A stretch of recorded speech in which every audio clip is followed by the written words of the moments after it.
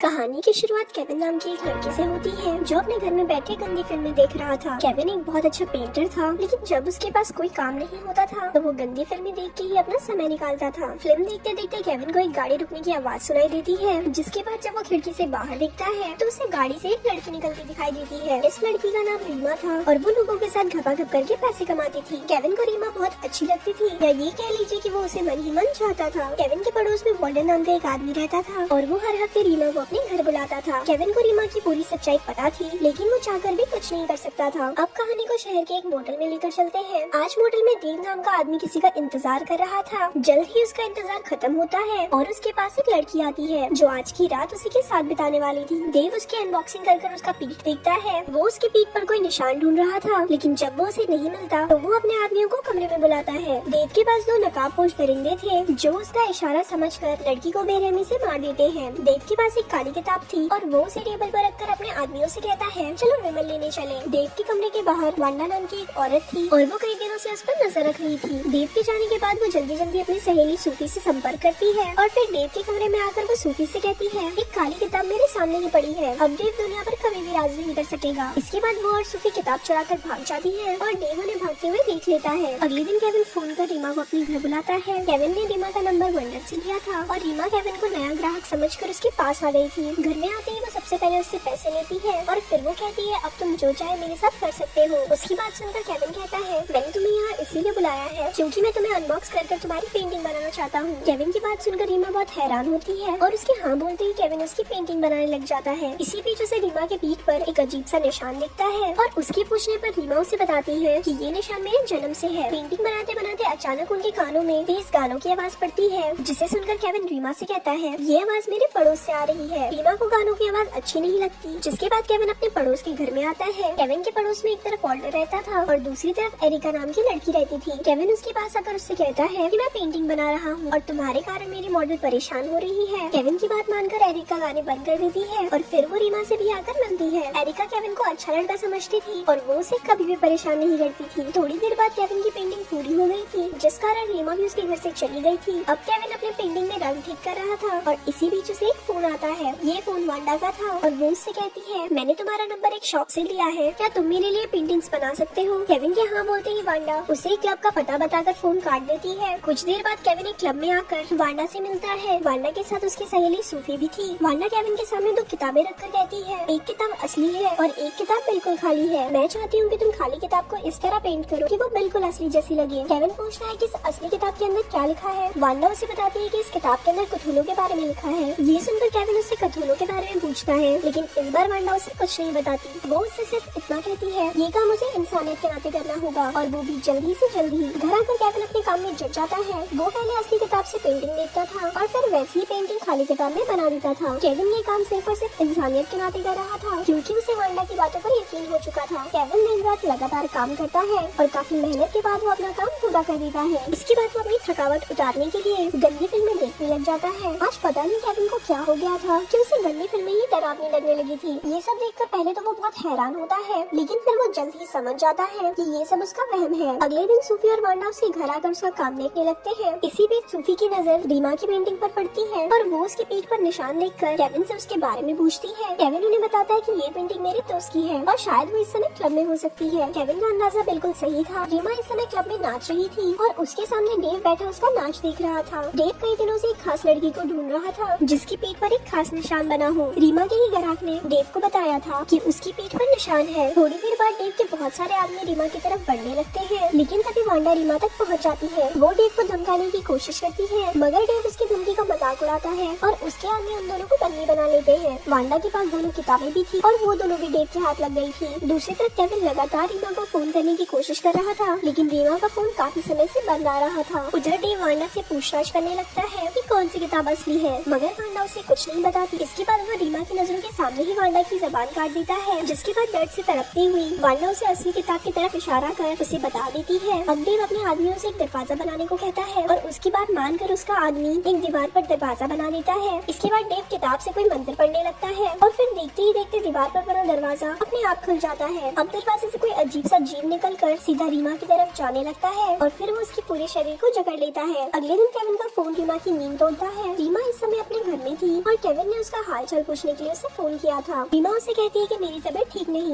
मैं तुम्हें बाद में फोन करूंगी। इतना कहकर वो केविन का फोन काट कर नहाने लग जाती है। थोड़ी देर बाद रीमा तैयार होकर अपने काम पर लग गई थी। आज वो पूरी तरह से पतली हुई लग रही थी और देखते ही देखते वो कई लोगों को मार देती है। दूसरी तरफ केविन अपना काम कर रहा था, मगर आज भी एरिका के तेज गानों के कारण उसे काम करने में परेशानी हो रही थी। वो एरिका के पास जाकर उसे आवाज धीमी करने को कहता है। केविन को उदास देखकर एरिका उससे उदासी का कारण पूछती है, जिसके बाद केविन उसे बताता है कि मैं रीमा से प्यार करता हूँ, लेकिन वो मेरी तरफ जरा सा भी ध्यान नहीं देती। उधर वांडा का इंतजार करते करते सोफी समझ गई थी कि उसकी जान खतरे में है, जबकि दूसरी तरफ देव रीमा के सामने खड़ा था। रीमा की हालत लगातार बिगड़ रही थी और वो देव से सब कुछ जानना चाहती थी। अब देव उसे सब कुछ सच बताता है, जो कुछ इस तरह से है। पुथोलो दूसरी दुनिया का शैतानी जीव था और उसे धरती पर लाने का तरीका काली किताब में लिखा था। पुथोलो सिर्फ उसी लड़की के शरीर पर काबू पा सकता था जो लड़की लोगों के साथ पलंग तोड़ती हो और जिसकी पीठ पर एक खास निशान बना हो। पुथोलो पहले धीरे धीरे लड़की को पूरा बदल देता था और फिर वही लड़की उसके बच्चे को जन्म देती थी, ताकि कथुलो जैसे जीवों की संख्या ज्यादा से ज्यादा हो सके। देव कथुलो को मानता था और वो चाहता था कि पूरी दुनिया पर कथुलो का राज हो। वांडा और सोफी प्राचीन किताबों की स्टडी करती थी। उन्हें जब कथुलो के बारे में पता चलता है तो वो उसे लूटने का फैसला करती है। देव के मुँह से सारी सच्चाई जानकर रीमा की रूह कांप गई थी। उधर सोफी शहर के पुराने थिएटर तक पहुँच गई थी। जब देव का अड्डा बना हुआ था, वो जल्दी जल्दी अंदर आकर दोनों किताबें चुरा कर वहाँ से भाग जाती है। उधर अभी भी एरिका केविन की उदासी दूर करने की कोशिश कर रही थी। वो उसकी उदासी दूर करने के लिए उसे एक म्यूजिक डीवीडी देती है, जिसे केविन अपने जेब में डाल लेता है। अचानक उसी समय उनके पास सोफी पहुंच जाती है। वो केविन को दो किताबें दिखाकर पूछती है कि इसमें से असली कौन सी है, और तभी वहाँ देव के नकाबपोश भी पहुंच जाते हैं। अब एक नकाबपोश ने सोफी को दबोच लिया था, जबकि दूसरा केविन की तरफ बढ़ रहा था। इसी दौरान देव भी वहाँ पर आ जाता है, जबकि नकाबपोशों से बचता बचता केविन गलती से म्यूजिक सिस्टम ऑन कर देता है। अब वो पूरे घर में गाने बज रहे थे, जिन्हें सुनकर नकाबपोशों को कुछ होने लगता है। उनकी बिगड़ती हालत देखकर केविन आवाज और तेज कर देता है, जिसके बाद नकाबपोशों की हालत और भी बिगड़ जाती है। दरअसल देव के नकाबपोश दूसरी दुनिया के जीव थे, जिन्होंने इंसानी शरीरों पर काबू पा रखा था। इनकी कमजोरी तेज आवाज थी और उसी के कारण इन दोनों के सिर फट जाते हैं। उनकी मौत के बाद केविन दोनों किताबें और एरिका को उठाकर वहाँ से भाग जाता है। थोड़ी देर बाद एरिका को बचाने के लिए सोफी और केविन पुराने थिएटर तक पहुँच गए थे। थिएटर के अंदर रीमा का पूरा शरीर शैतानी जीव में बदल चुका था और देव नए बच्चे के जन्म का इंतजार कर रहा था। थिएटर में आकर सोफी और केविन ने एरिका को बचा लिया था और सोफी उन्हें बताती है कि रीमा पूरी तरह से बदल गई है और अब वो शैतानी बच्चे को जन्म देगी। उसकी बात सुनकर केविन हैरान होता है और फिर वो उन्हें डीवीडी दिखाकर अपनी योजना बताता है। उधर रीमा ने बच्चे को जन्म दे दिया था, जिसके बाद देव और उसके साथी जश्न मनाने लग गए थे। केविन जल्दी जल्दी ऑडियो रूम में पहुंचकर अपना काम शुरू कर देता है, जबकि सोफी देव को मारने की कोशिश करती है, मगर वो सफल नहीं हो पाती, जिसके बाद वो देव के हाथों मारी जाती है। एरिका को देव के आदमी घेर लेते हैं, मगर वो पूरी हिम्मत से उनका मुकाबला करती है। रीमा को और ताकतवर बनाने के लिए देव उसे अपना शरीर भी सौंप देता है। देव के आदमियों से लड़ते लड़ते एरिका भी रीमा तक पहुंच गई थी और उसी पर केविन थिएटर में गाने चला लेता है। एरिका भी मौका देखकर शैतानी बच्चे को मार देती है, क्योंकि सभी का ध्यान गानों की तरफ होता है। गानों की आवाज के कारण वो सारे शैतानी जीव मारे जाते हैं, जिन्होंने इंसानी शरीरों पर काबू पा रखा था। अब केविन भी रीमा तक पहुंच गया था। उसे यकीन था कि वो उसकी मदद कर सकता है, लेकिन रीमा उसे पकड़कर उसे मारने की कोशिश करती है। केविन को बचाने के लिए एरिका रीमा पर बहुत सारे वार करती है। तेज आवाज और एरिका के वारों से डरकर रीमा वहाँ से भाग जाती है, जिसके बाद केविन और एरिका राहत की सांस लेते हैं। दोनों को लग रहा था कि अब सब कुछ ठीक हो गया है, लेकिन रीमा वापस आकर एरिका को मार देती है। जख्मी रीमा वापस तो आ गई थी, लेकिन इस बार वो गानों की आवाज बर्दाश्त नहीं कर पाती और उसका सिर फट जाता है। कहानी के आखिर में सिर्फ केविन ही जिंदा बचता है, लेकिन रीमा और एरिका की मौतें देखकर वो सपने में चला गया था। वांडा दुनिया को बचाना चाहती थी, लेकिन जीप काटने का दर्द वो बर्दाश्त नहीं कर पाई और उसकी मौत हो गई। और ऐसे ही ये मूवी यहाँ पर खत्म हो जाती है।